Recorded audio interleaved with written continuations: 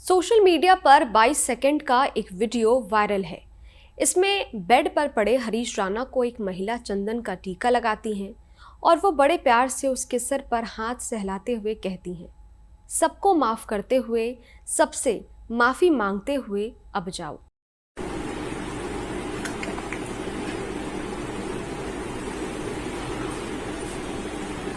सबको माफ करते हुए और सबसे माफी मांगते हुए उठ जाओ।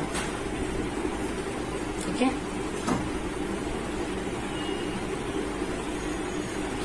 वीडियो में दिख रही ये महिला कौन है और ये हरीश के माथे पर चंदन क्यों लगा रही थी? वीडियो में दिख रही ये महिला ब्रह्मा कुमारी लवली दीदी है, जो प्रजापति ब्रह्मा कुमारी ईश्वरीय विश्वविद्यालय के राजनगर एक्सटेंशन और साहिबाबाद के मोहन नगर स्थित केंद्र की प्रभारी हैं। हरीश को अंतिम विदाई देते समय उन्होंने भावुक शब्दों में कहा कि तुम एक पंछी हो, लेकिन अभी दुख और पीड़ा के एक पिंजड़े में कैद हो। अब इस पिंजड़े से उड़ने का समय आ गया है। ब्रह्मा कुमारी लवली ने हरीश राणा के सर पर हाथ फेरते हुए कहा, जिसे सुप्रीम कोर्ट ने 11 मार्च को इच्छा मृत्यु की इजाजत दी है। ब्रह्मा कुमारी और परिवार के लोगों ने गाजियाबाद में राजनगर एक्सटेंशन स्थित घर से हरीश को विदाई दी। हरीश राणा को जब गाजियाबाद स्थित फ्लैट से एम्स ले जाया गया तो उस समय हरीश की मां, छोटा भाई और बहन भावुक हो गए। मां निर्मला राणा और पिता अशोक राणा ने कहा, हम सबसे माफ़ी मांगते हैं, ऊपर वाले ने ये सब हमें देखने के लिए दिया। हम यही चाहते हैं कि हमारा बेटा जहाँ भी रहे, जिस परलोक में रहे, हमेशा खुश रहे। हम उसे भूल नहीं पाएंगे। पिता ने कहा, हमारे करीबियों, रिश्तेदारों, डॉक्टरों, कोर्ट ने, हमारी पैरवी करने वाले वकीलों और सभी ने हमारा बहुत साथ दिया है। हम सभी के इस सहयोग के आभारी रहेंगे। ब्रह्मा कुमारी परिवार से जुड़े राणा परिवार ने अपना दर्द बहन लवली से साझा किया तो उन्होंने एक वकील भेजा। राणा कहते हैं, हाईकोर्ट ने तो हमारी याचिका खारिज कर दी थी, पर सुप्रीम कोर्ट ने मंजूरी देकर हरीश पर बड़ा उपकार किया है। हमसे उसकी पीड़ा देखी नहीं जाती।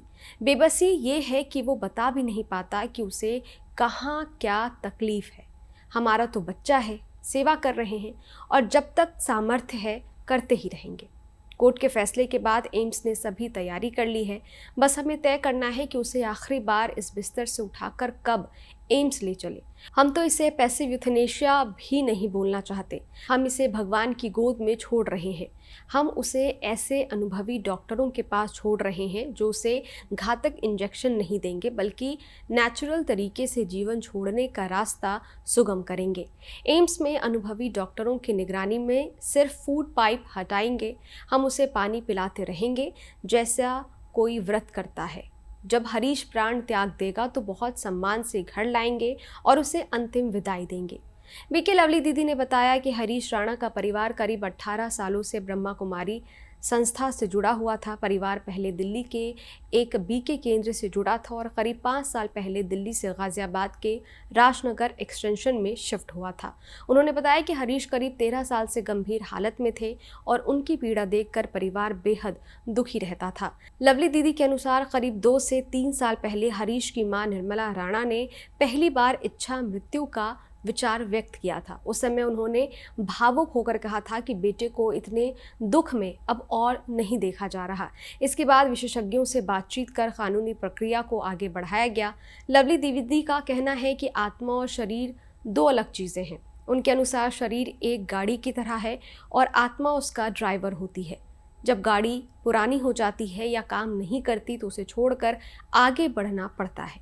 उन्होंने कहा कि हरीश के माता पिता ने बहुत प्रेम से अपने बेटे की सेवा की और ये फैसला उन्होंने बहुत सोच समझ कर लिया है।